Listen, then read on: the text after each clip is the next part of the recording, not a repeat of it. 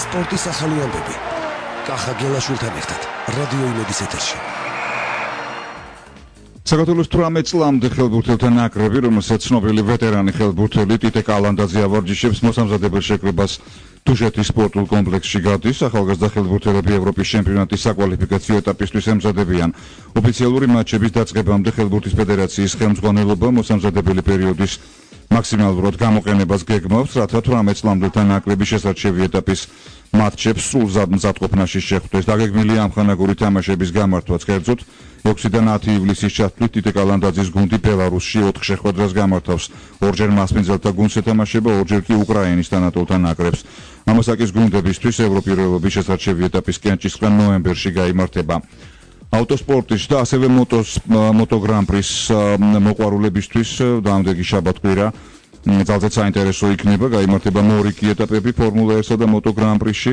ფორმულა 1-ში მსოფლიო ჩემპიონატის სამკვირიანი პაუზის შემდეგ ბრუნდება. მომავალი რბოლა სილვერსტოუნში ჩატარდება. შეგახსნით ფერნანდო ალონსო მეორე ადგილზეა, ლიდერი კი სებასტიან ფეტელი გახლავთ 132 ქულით, ალონსოს 96 ქულა აქვს პირად აქტივში, მესამე ადგილზეა ლოტუსის გუნდის ლიდერი კიმი რაიკონენი. შაბათს გაიმართება საკვალიფიკაციო რბოლა, რომელიც 16 საათზე დაიწყება, ასევე 16 საათიდან აიღებს სტარტს სილვერსტოუნზე რბოლა 30 ივნისს, ანუ კვირა დღეს. შეეხება მოტო გრან-პრის მორიგ ეტაპს, ჰოლანდიის გრან-პრის, იგი ჰოლანდიის ქალაქ ასენში ჩატარდება. აქ პირველ ადგილზე დანი პედროსა გახლავთ, ჰონდას გუნდის წარმომადგენელი, მესამე ადგილზეა მისი თანაგუნდელი მარკ მარკესი, ხოლო იამაჰას გუნდის ლიდერი ხორხე ლორენსო 116 ქულით მეორე პოზიციაზეა. განვაგრძობთ ავტოსპორტის თემას. გუშინ დიღომში ასტრაპარკის საბოლოო ტრასაზე კომპანია გალფის და PR კლუბის ორგანიზებით გაიმართა საკმაოდ წარმომადგენლობითი შეჯიბრი კარტინგებით რბოლაში, რომელშიც მონაწილეობა მიიღეს მასმედიის და კომპანიების PR-ისა და მარკეტინგის 50 თანამშრომელმა.